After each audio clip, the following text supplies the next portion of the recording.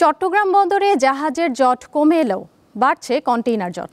এতে জটিলতায় পড়ছেন আমদানিকারকরা। কর্তৃপক্ষ অবশ্য বলছে আমদানির চাপের কারণে এমনটি হচ্ছে। চলতি বছরের জুলাইয়ের শুরুতে new marine container terminal NCT Chittagong dry dock লিমিটেডের অধীনে আসার পর বেড়েছে বন্দরের কন্টেইনার হ্যান্ডেলিং সক্ষমতা। পাশাপাশি 5 দিন থেকে 2 দিনে নেমে এসেছে জাহাজের টার্ন অ্যারাউন্ড সময়। বন্দরে জাহাজের অবস্থানের সময় কমে এলেও কন্টেইনার ডেলিভারির গতি বাড়েনি। বন্দরের ধারণ ক্ষমতা 53,518 টিইউ থেকে বেড়ে 59,000 টিইউ হয়েছে।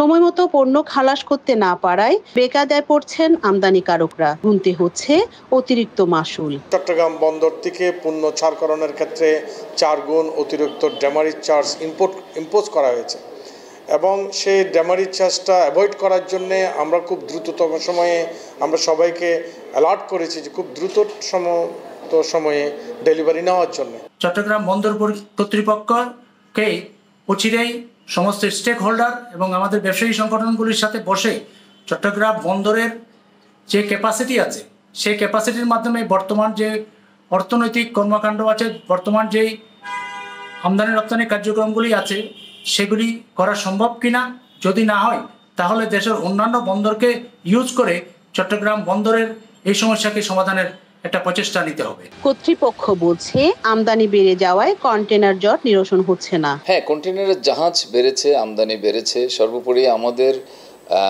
ডেলিভারি হচ্ছে, আজকেও 4000 ডেলিভারি এবং গতকাল প্রায় 5000 টিউজ ডেলিভারি গেছে। তো আমরা আসলে শুক্রবার শনিবার এই 2টা দিন যদি একটু ভালো ডেলিভারি যায় তাহলে কন্টেইনারের স্থিতিটা আর একটু কমে আসবে। চট্টগ্রাম বন্দর দিয়ে দেশের আমদানি রপ্তানি শতকরা 99% মতো সম্পূর্ণ হয়। রুনা আনসারি, দীপ্ত সংবাদ, চট্টগ্রাম।